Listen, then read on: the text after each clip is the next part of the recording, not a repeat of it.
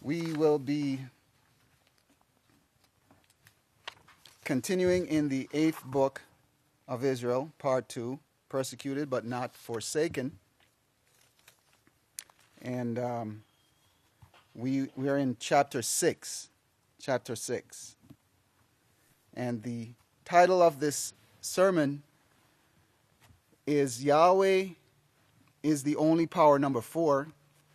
The mountain of the house of Yahweh is striking the toes of the feet of Daniel 2. That image that Nebuchadnezzar saw in his dream, it's taking place right now. The pastor starts off by saying, I hope everyone knows there's a war started over there in that fourth part of the earth. And it says laughing. And then pastor said this, I kind of like that too. Now, that the media, when the media zones in on the House of Yahweh, they will pick up things like this and try to make out like pastor likes war. That couldn't be further from the truth. So I want to just make it clear here at this point to state that what pastor likes is prophecy being fulfilled. Okay? And what that amounts to is salvation for almost everyone in the world. You know, when it's all said and done, okay, it's represent salvation for almost everyone in the world. Okay? We just have to follow the rules. So he went on in verse 2 where he spoke a little bit about righteous judges and how it's important to have righteous judges. And but the world did not want righteous judges. They strayed away from the righteous judges. What Jeremiah chapter 23 verse 22 says about this is, but if they, the judges, had stood in my counsel and had caused my people to hear my words, the law and the prophets, then they would have turned them from their evil way and from the evil of their doings. That's the key right there. And pastor went on in verse 3 to talk about the abstinence program that President Bush was pushing. And he said, Bush has a very great plan. This abstinence plan that he has is wonderful. And just note that, pastor is willing and ready to promote anyone who is promoting the righteousness of Yahweh. You see, any aspect of it. So that is something noteworthy. But what he went on to show is that because this is a tree of righteousness and evil, that President Bush did get some pushback. There is no unity in the United States of America. It's not united. So he had to deal with, and I remember this push for abstinence program. But there was a lot of resistance to it, a lot of pushback to anything that's right. It was coming. And that's because that's the direction the evil tree guides the people in. You see?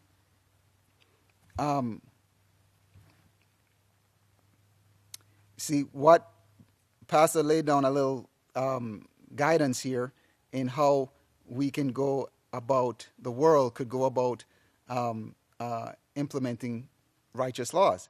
He says, towards the last part of verse 3, he says, first off, know that the law that you're talking about or you want to implement is perfect. And see how perfect it is, and then agree that everybody should follow it, and then everyone follow the law. So this here program that President Bush had allocated $48 billion. It's a lot of money. $48 billion to AIDS program. the HIV. And it says a third of that is to be used for abstinence, the abstinence teaching plan. So, that would be really, really great there. In verse 7, Pastor made a comparison to the cancer epidemic. He says cancer right now is killing, according to the reports. The cancers are according to the reports, the cancers are reported. Okay? Because they have everybody talked into going to the doctor and getting operated on for cancer because there's a lot of money in it.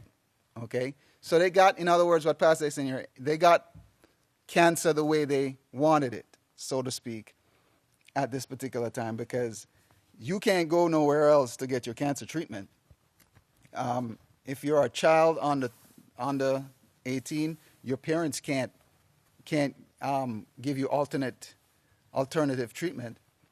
And if you're an adult, if you find somebody that says they have a cure, then that person and their whole organization is going to be shut down.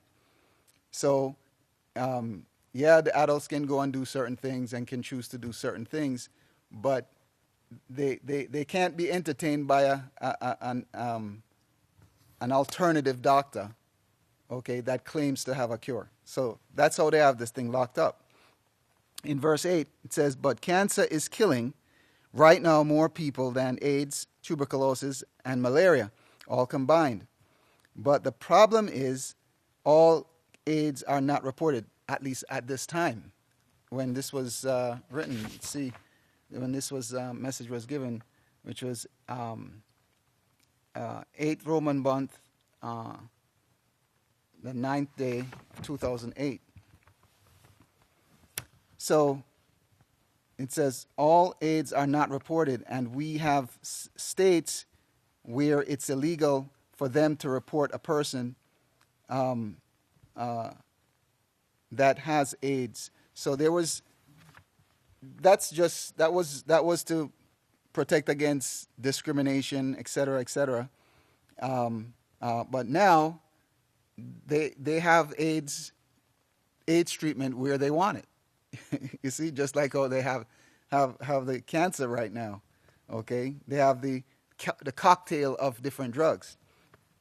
And here Pastor hinted at why this cocktail was. Well, he didn't say that, but let's just read it. It says they're getting scared and they're trying to find an answer for it. And of course, the answer is, according to the scientific articles I've read, is there's no cure for the AIDS, because by the time they find something that would cure one form of it, of which there are thousands now forms of HIV variants of it, and by the time they find something that will kill one form of it, 15 others will have cropped up. So to deal with this reality that they were faced with the AIDS, they have now a cocktail of different drugs, okay, to address the different variants of the HIV.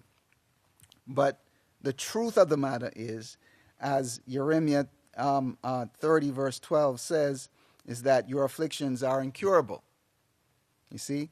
And the truth is, the best thing you could do is to repent, repent, overcome, and convert, okay, to the keeping of Yahweh's laws before you die, and you will live, okay? Repent and overcome and be converted to Yahweh's laws before you die, and you will live, okay? In verse 11 here, we're going to see the various benefits of abstinence as opposed to anything else. It says the abstinence plan, if you've noticed,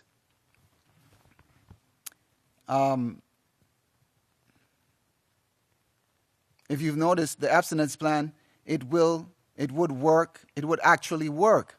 And reading from the article that he had here, it says, being continuously abstinent is the only way to be absolutely sure that you won't have an unintended pregnancy or get a sexually transmitted disease, STDs. Used continuously, abstinence is 100% effective in preventing pregnancy. It also prevents STDs. You see? So it's a top-notch option. And that's the way it is with the laws of Yahweh. They have no downside. Abstinence is one of the safest ways to prevent pregnancy. There are no side effects. See that? This is from the Worldly article here. There are no side effects. It costs nothing. Abstinence has no medical or hormonal side effects. It's free. Any woman or any man can abstain.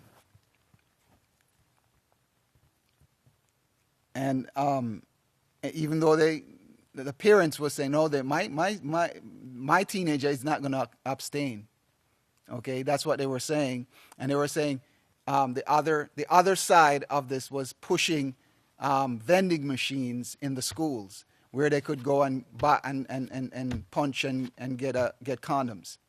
You see, that's what they were pushing when President Bush was trying to push abstinence, and they kind of like was trying to make fun of people who was pushing abstinence like, it's old fashioned. Okay, that was the counter argument. Okay. It says special advantages for teens. Sexual relationships present risk. Abstinence is a very great way to postpone taking those risks until you are better able to handle them. See, that makes sense, right? Okay, women who abstain until and Pastor took some liberty to do some editing here. Abstain until they get a husband from the house of Yahweh who keeps the laws of Yahweh. Okay, and then jump down to verse 14. And have no other partners in their lifetime, may have certain health advantages over women who do not. They are less likely to get STDs because they are less likely to get an STD. They are also less likely to become infertile or develop cervical cancer. Okay? Their only hope is some kind of shot or pill. You see, keep up the behavior that is causing this, and so that we could fill our pockets with the shot or pill later on that you're going to get from us. Or if you don't have the money, we're going to get the money from somebody else. Okay, somebody else who practice abstinence. That's the kind of world we live in. So this won't keep your children from it any more than it will keep your children from getting pregnant. If people don't wake up and start following the laws of Yahweh, which Bush is trying to present here, a law of Yahweh. And notice what Pastor also says in verse 15. This is a form of holiness, right? Pushing this abstinence program is a form of holiness that Yahweh said would be attacked in this time period. It's a form of holiness, and of course, they're attacking every form of holiness. This was what Daniel saw for this time and for this time period. Well, that wasn't the beginning of Pastor's sermon. Pastor's sermon began in verse 18. That was just the warm-up. So,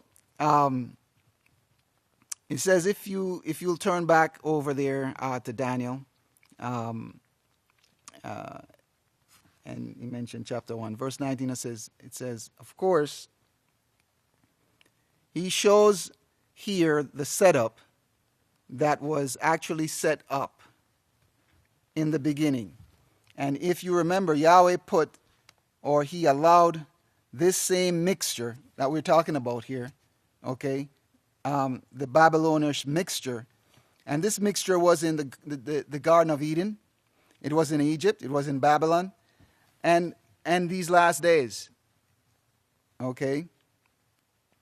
So this mystery, Babylon the Great, he allowed it in the Garden of Eden. Right along with the tree of life. And Yahweh does that because there's a choice involved in salvation. And the choices, Yahweh is going to allow those choices to be presented to us. Okay? During the millennium period, there's not going to be that choice. Satan is going to be bound. But after the 1,000 years, Satan is going to be released again. And there you're going to have a choice again. See? It was taught fully by Cain. Yahweh said to Cain, "Your way is totally unacceptable." It's unacceptable. Yahweh put the right label on things. And that's what we have to do. That's really what we have to do. Especially when we're dealing with children. We put the right label on things. Okay? That is not respectful. That's not showing consideration. And drill it over and over and over in our children. And they'll get it. That's what Yahweh says. The training will work. We need to be positive on it. It will work. So Yahweh showed his power. He showed his power over the gods because the gods,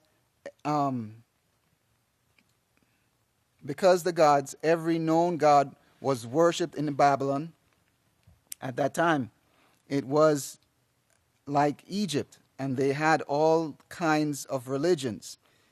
And notice what Pastor says here in verse 23. He says, "If you remember the war that Constantine was talking about when he said, 'Bring me all of your gods.'" Now, Pastor characterized what took place there as war. Okay? And it wasn't fighting with, bows and arrows and swords and stuff like that. It was the voting process.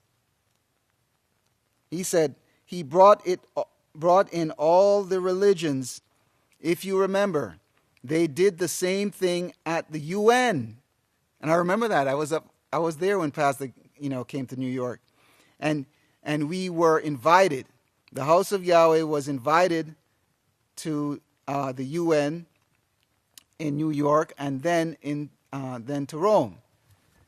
But this is what Constantine did. There was, the fighting, the bickering that was going on among the religions.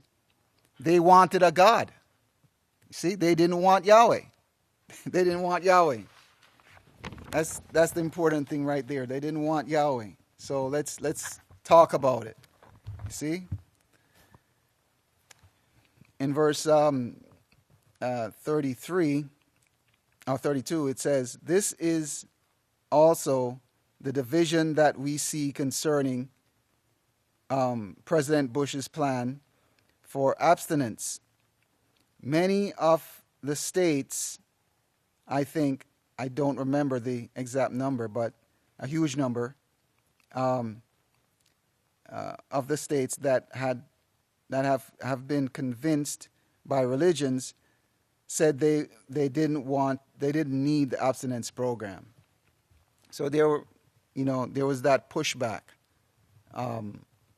for the abstinence program. It was a struggle. I remember the whole time of that.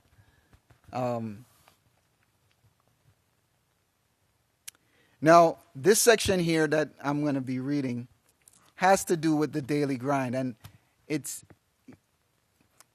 sometimes we think that we are not being tested because our test was not like Daniel, But the little test that we go through on a daily basis, that's That's the test that we have been assigned to. And it's there to build us up, build up our faith. Pastor says here in verse 35, that's something else I want to talk to you about, and I'm glad the great Khan Kifa brought this up, because people don't associate what's going on in their lives. You know, they think the real test is getting thrown in a lion's den or in a pit of fire. That's your trial? Well, no, that's not your trial. What got Daniel to where he was in the first place to protect him in the lion's den, in other words, what got Daniel built up to the point where he had this protection, was because of his mercy and love that he had for his people. You see? That is at hand for us. We can have that same mercy and compassion and ahab for Yahweh's people. Okay, nothing is withholding us from that. This was the same thing that got Yeshua what he got. The gifts that he got was his mercy and love and caring. His caring for his people. And of course, if we can develop that, and that's what Yeshua taught, if we can develop that, then these fiery trials that we're facing here, and notice what he's calling fiery trials, when you didn't get the sack of flour that you ordered, or you didn't get the bottle of apple juice to go with your kidney cleanse, and you had to stop your kidney cleanse, or you didn't get your apple juice, and now you've got to wait 2 weeks and start all over, and it really gets bad, don't it? It becomes a fiery furnace and a lion's den for you, and you start growling just like a lion, right? Of course, those are your trials, brethren. These are your trials. So Yahweh can test you and see, are you going to condemn everyone around you? And if you had the power, would you zap them? You see? Think about that. These are all opportunities for us to sail through the test, and practice doing that so that it becomes part of us to be able to deal with disappointments. It says the way he got this power, talking about Daniel, was he came in contact with Yahweh, this is verse 39, through his love for Yahweh's laws, which teach mercy and love for your fellow man. If you remember, Yosef, when he was in Egypt and he was put to trial, first his brothers all rejected him. They were jealous. Okay? And we have to stay away from being jealous. And part of that is being humble. You see? As the Khan says, don't rise up too far off the ground. He was thrown down in a well, and then he was sold. Remember, all of these were his trials. But then he really had the test put to him when the king's wife wanted him like the rest of the world in the adulterous situation, and he rejected it. He showed the power over his own body. Now, if you take that and you apply this to the tongue and to the eyes that are filled with illegal lust, Yeshua is saying here, your trial right here. First off, if you let this enter into your mind, you're committing adultery already, the act. Going through with it is the bomb that kills you. You see? You can get this illegal lust out of your mind, as President Bush said you should, and as the Holy Scriptures teach that you should. Or you can go ahead and harbor it.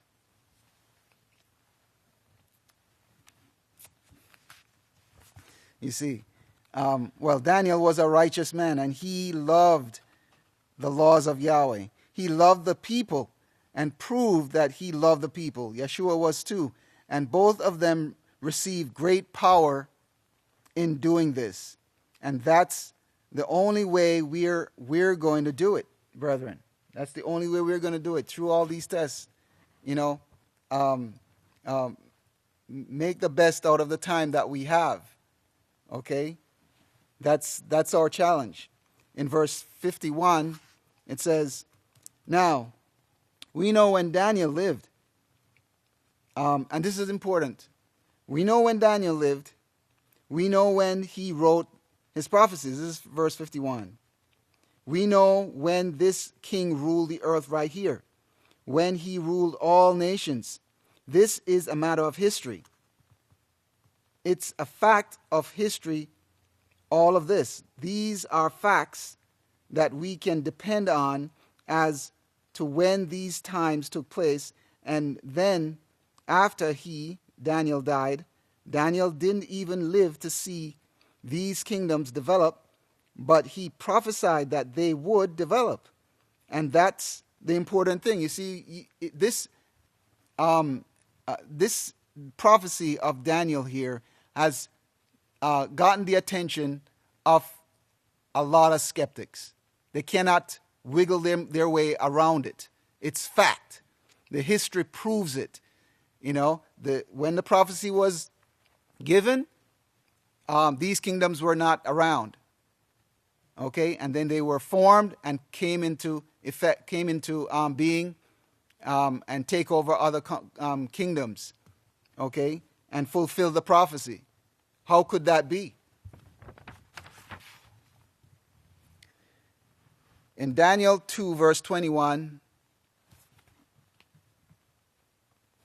and 28, this is verse 53, it says, "And there is a Father in heaven who reveals secrets and makes known to the king Nebuchadnezzar." Makes known to the king Nebuchadnezzar. Now, all the three major religions, okay,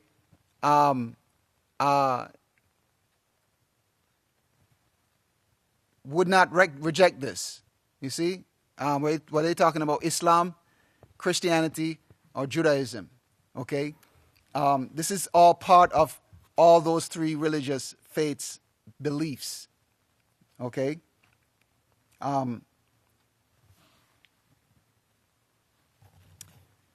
Well, it's getting close to me being kicked off the stage. But, brethren, don't take for granted these prophecies. Okay? They are there for us to stand on them, and we can take them to the bank. All right? These are things that are supposed to make our faith strong. So with that, if you all please stand as I welcome the other teacher, the great Khan Nathaniel.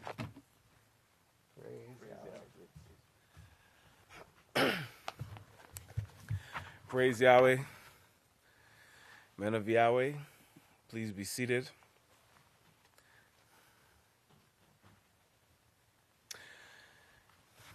Okay, we're going to continue in the 8th book of Yisrayl, part 2, persecuted but not forsaken. And we're going to continue in chapter 6, where the great priest left off. Let's pick up on verse 54. Okay, so that's page 64 and verse 54. One of the things that we should remember and we should be mindful of is exactly what the priest said previously, that it's prophecy that's going to, and not that is going to, is and has been proving Yahweh to be true. And that's what Pastor showed us, is that it's prophecy that is going to have us to believe, or help us to understand and believe in Father Yahweh, right? To be able to have that foundation of the prophecies to be able to base our belief in Father Yahweh, knowing that his way is true, and knowing that his way is right, and knowing that his way is proven. These four world ruling kingdoms, they have come to pass. And we're in the last one right now.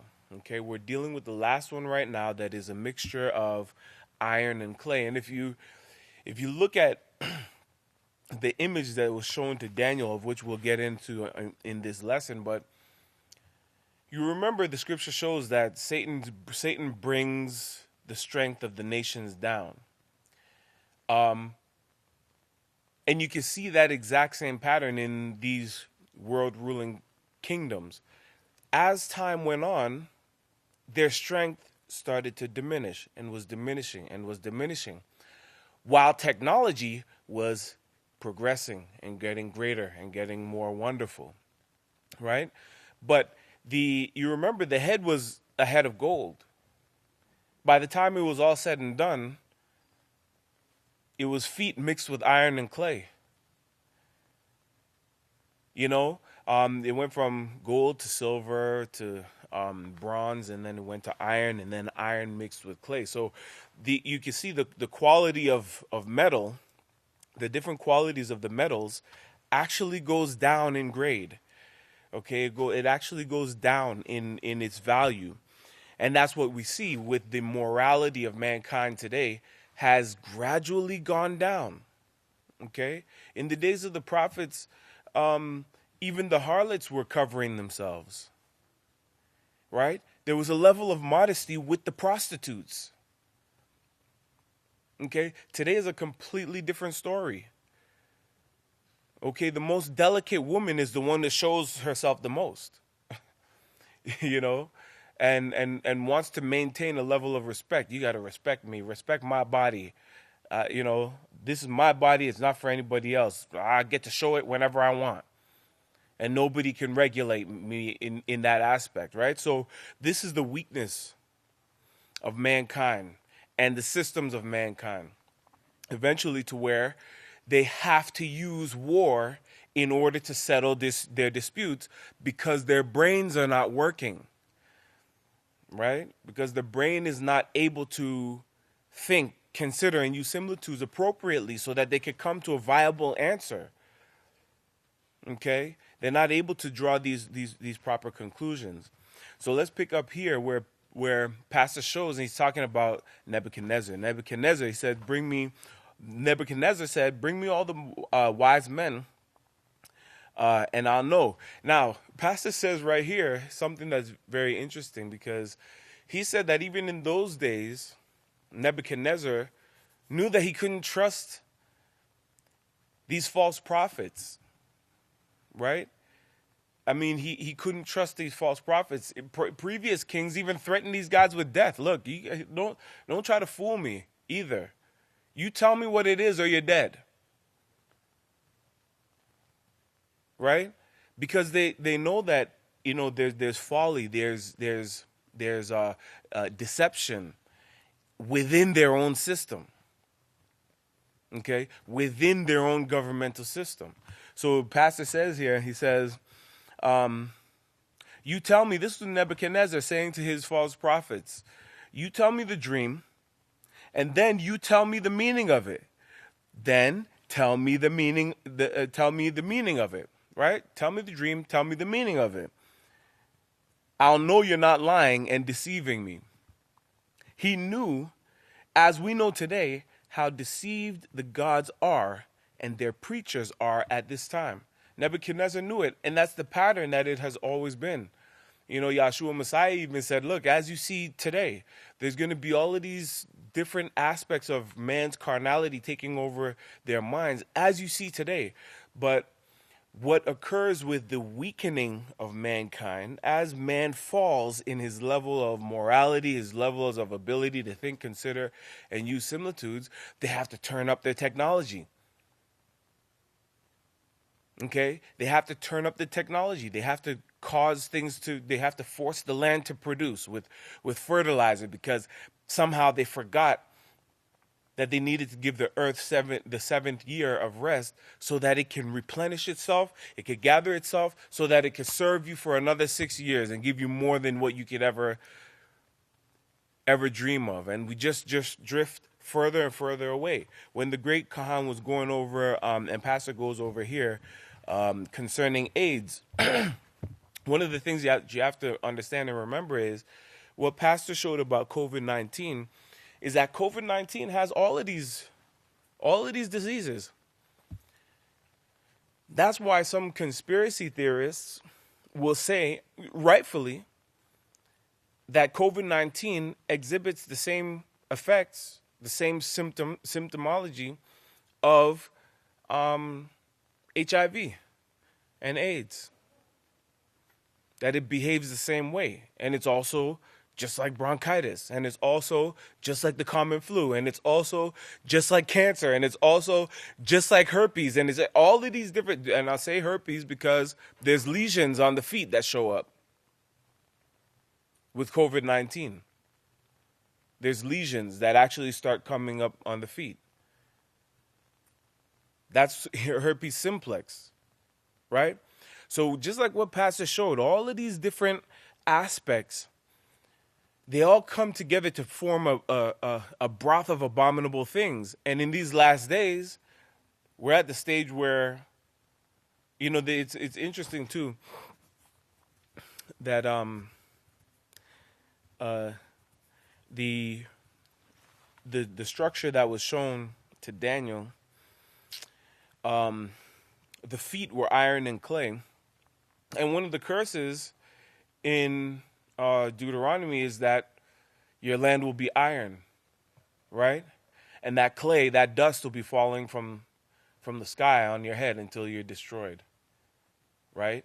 In a time period where there wasn't even a firecracker, just like what Pastor, you remember those little cherry firecrackers? They didn't even have that. But somehow Moshe knew through the inspiration of Father Yahweh, and there's a number of things that Pastor goes over here from Revelations chapter 1 and verse 1, where he identifies that Yahshua gave this information to his Malik, and then Pastor said his Malik wrote this down for us. Well, we know now that Malik is this Malik, and this Malik is that Malik, and Yahweh uses imagery throughout all of the history of these works, which makes sense. If you believe the scriptures, that really actually does make sense. But let's continue here. In verse 55, it says, well, he says here in verse 28, he says, there is a heavenly Father. And again, I want you to pay attention to the humility of the prophets and the apostles, right? When Yahshua said, with Yahweh, all things are possible. Remember when Yosef came and gave the interpretation of the dream to the Pharaoh, he said to him, look, it's not me, it's Yahweh. Right? It's not me. It doesn't have anything to do with me. It's Yahweh who reveals these things. Daniel came and said the exact same thing. Right? O King Nebuchadnezzar, it's not me, it's Yahweh who reveals these things. The apostles, you remember when the people wanted to make gods out of them and they tore their clothes, they were like, no, it's not me, it's Yahweh. This is that humility that Yahweh's people exhibit and that Yahweh's people show, because they give honor and glory to him. And why do they give honor and glory to him? Because he shows them his prophecies. Okay? And you have the opportunity to live these prophecies, not to just hear about it. You're actually living it. You are these prophecies. And so there's a lot for us to be thankful to Father Yahweh for. This world has grief, mourning, sorrow, anger, frustration, hatred, envy, greed, all of these things chasing them around. They're running from it too. But they run from the greed just to bump into hatred. They run from hatred just to bump into anger. Run from anger just to bump into war. Right? That's how dangerous the system is. But let's go over to what Pastor says here. He says, there is a heavenly Father revealing the secrets, making and makes known to King Nebuchadnezzar what will be in the latter days. He's showing King Nebuchadnezzar, this is Pastor, what will be in the latter days. He's showing King Nebuchadnezzar what will be in the latter days or the last days. This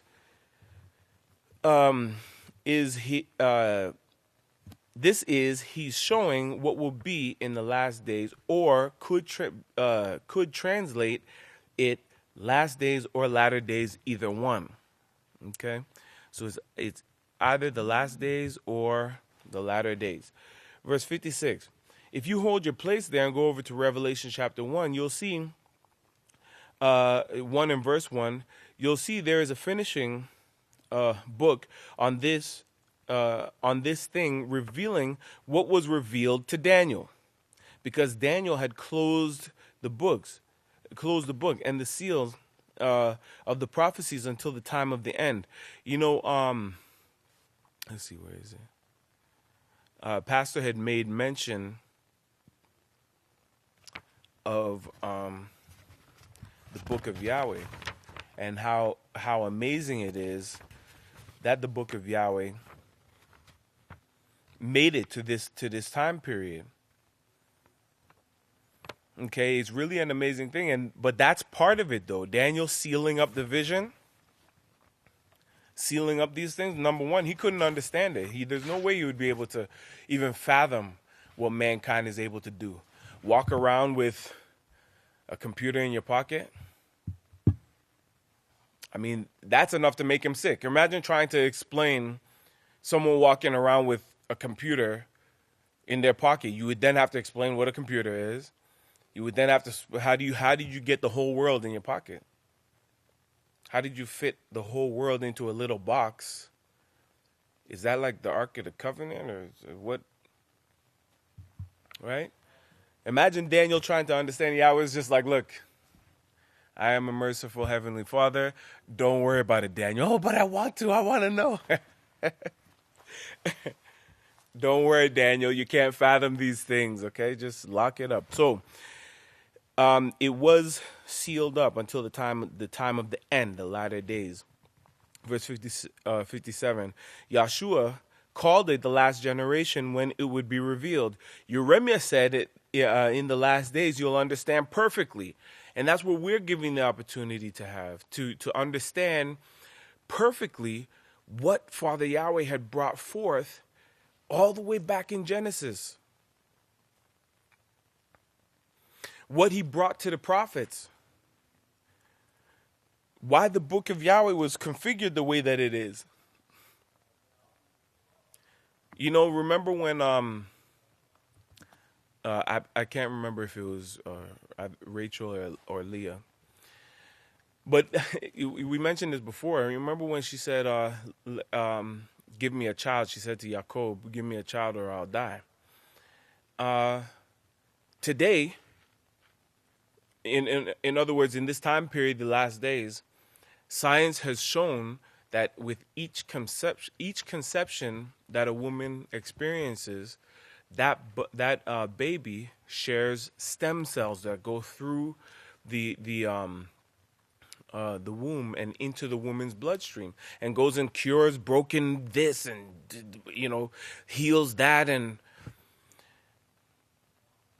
and these are things that she said way back then, not knowing, or she said it, she obviously knew it, but now we have the science, right? And so this is what we see here, that you're going to know clearly.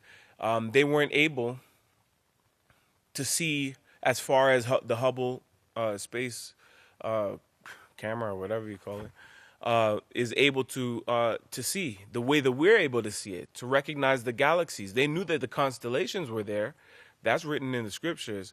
But to be able to see that what we thought was a star is actually galaxies, right?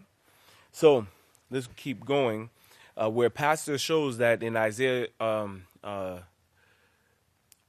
verse 2 that the house of Yahweh would be established in the last days.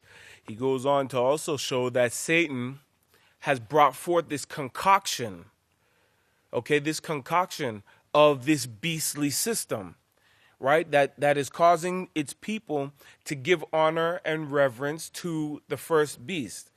Okay, let's see in verse 59, it says, and then he sees a great work. He said that actually is going to strike these feet before it's over. All of this concoction that Satan has put together here in the mixture of clay and iron and gold and silver, brass, is so and so forth, a little bit of strength out here and a whole lot of fighting, bickering, which weakens the entire thing, right? A house divided cannot stand on those feet that are going to be dashed to pieces. And it's not the house of Yahweh taking up arms either, right? It's not at all. Not even. You remember when David hurled the stone at Goliath? We're not even doing that. The stone that we're hurling is the head cornerstone. Okay? And it's his words, his teachings that we are hurling at the feet of this beast. And you'll be amazed. You'll be amazed to find out how much work Father Yahweh is actually doing with you and I, in the house of Yahweh. The things, to us, this is just an everyday grind. We work 6 days a week and rest from our own works on the Sabbath and come in reverence to Father Yahweh. And we've been doing it for many years. But to realize what Father Yahweh is doing inside of you,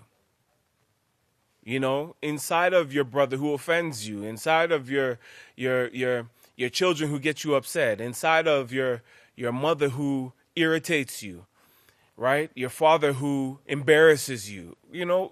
There's a work that's being done that once it's completed, you will be very glad that you remained in the house of Yahweh as a member and a son and a daughter of our Heavenly Father Yahweh. Verse 66, let's go over to verse 66, where Pastor picks up again in Revelations in chapter 1. Revelation chapter 1 and verse 1, he says, the revelation, bringing to light, revelation is to bring to light, bringing to light the prophecies, things that must come to pass, right? Because these are the prophecies of Yahweh, and they definitely will come to pass. And this is shown here in the wording that must come to pass. You can expect these things.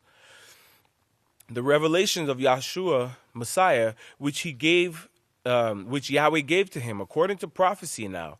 If they speak not according to the laws and to the prophets, it's because there's no light in them. That's what revelation is, to bring light, right? Because when the light shows up, the darkness flees, and everything that's in the darkness is exposed.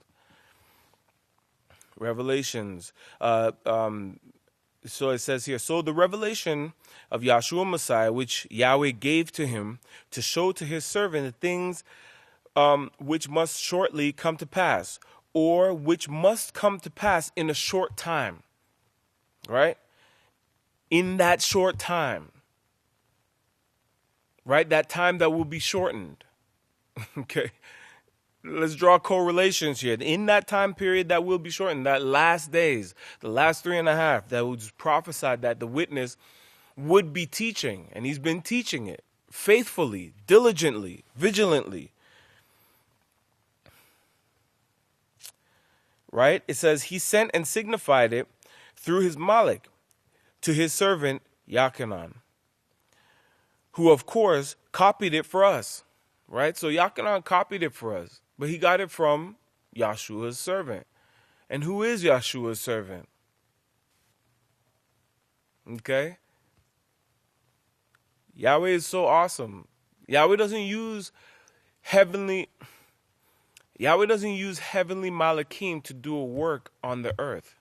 Okay? When I say that, I'm meaning like he's not going to send something that, would scare the mess out of the prophets and the apostles, like, oh shoot, what in the world is that? Send them packing, right? Running the other direction. No, he'll send them one that is familiar to them, And when they see Yeshua's servant, when they're resurrected, they're going to be like, you remember Pastor was like, is that Abel? They're going to be saying the same thing to him. Is that Abel? Yes, it's Buffalo Abel. Okay, so let's continue. It says, Pastor says, look at verse 19. It says, write the things which you have seen, and then the things which are, and then the things which will take place after this. So here are the things now that Daniel couldn't show because the books were sealed. Revelation shows how they were unsealed by our high priest and king over the house of Yahweh, our most ahab, most honorable ruler, leader, guide, and teacher, and judge, Yahshua Messiah. It says, so here in Daniel, now, 2 and verse 28, he shows in the latter days, he shows Nebuchadnezzar, okay? Of course, Daniel the prophet who wrote these things down, and of course, this book was put in the collection of books that Yahweh inspired to put together. This is what I was looking for earlier. Pastor said it was put together by ruthless men. Yahweh caused this book to be put together by the ruthless men who would have rather seen the book destroyed. But for some reason, it was sealed, though. They couldn't destroy it. They took things out of it, though. They did. They omitted names. If you remember from a lot of Kahan Yehuda's lessons, from one of the great priests' lessons, some certain words are untranslated, right? They were allowed to do certain things, but the things that were sealed, that no one can touch, have made it through the whole time of history. Yahweh placed the book of Yahweh in the bosom of the beast, in the lap of the adversary. And she couldn't omit the things that would then strengthen us here in these last days. She couldn't omit it. So it was put together by ruthless men. And Pastor shows here, it says, and it's such a magnificent thing. If you really think about what it takes to preserve an item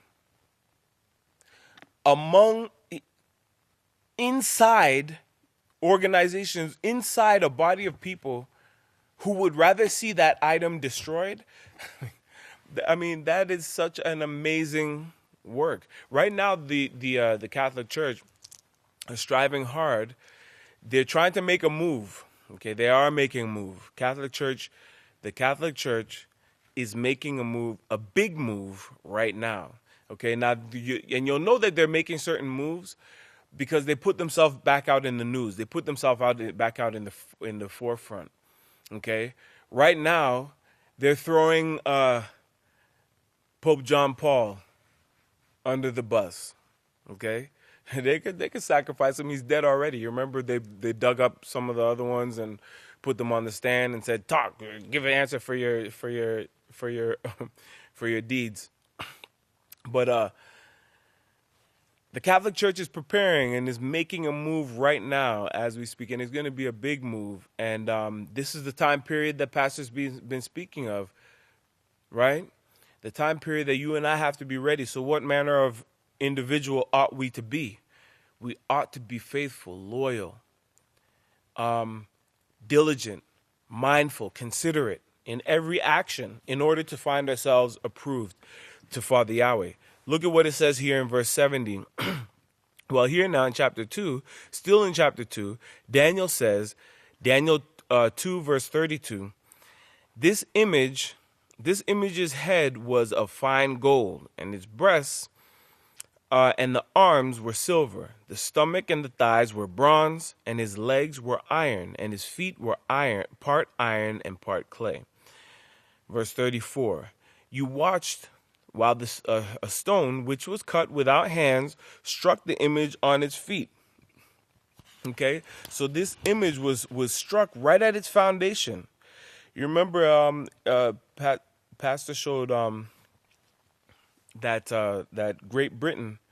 He says here in verse 75, like Great Britain, they drew up Israel. The British drew up the land. Not only Israel though, right? The British drew up a lot of the lands in the world, but they drew up the land of Israel and the borders, and they drew up Kuwait. Pastor says here, you take this much, and Iraq can take this right here. So they're delegating. These powers are delegating what sections of land get doled out to who. Let's go to verse 77. Pastor says, he says, let's see. The gold here, the gold were broken into pieces. Verse 35. Then the iron and the clay, the bronze, the silver, and the gold. Remember this. Let's go back to verse 34. Watch while the stone, which was cut out without hands, this Yahweh is the one who made this. Nothing occurs in his plan. Remember, nothing occurs in his plan except what he permits. So this stone was not cut out by man's hands. It was not designed by the British colonies as they forged so many lands and caused so many wars because of forging these borders. Right? It says, no, this one was of Yahweh, prophesied by the prophets, and so forth, and cut out without hands. It struck the image on his feet, and the iron and the clay broke into pieces. And that whole system, remember the Levitical priesthood is dissolved, right? That whole system that's set forth by Yada in Jerusalem, which Pastor goes over in here, it is then destroyed. How? By that stone, which is that turns into that great mountain. And Pastor shows here in this lesson that stone is just like the mustard seed. It starts small, but it becomes that mountain. Right? It becomes that great mountain. Let's go over to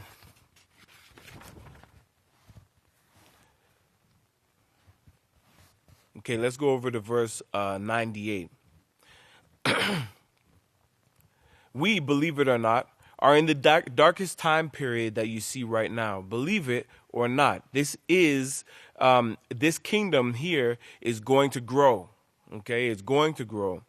It's the only one that's not going to be destroyed. And before it's over, it's going to fill the whole earth. This work that we are doing is going to spread throughout the entire earth because Yahweh prophesied it to be so. He says here in Daniel 2 and verse 36, this is the dream. Now we will tell the interpretation of it.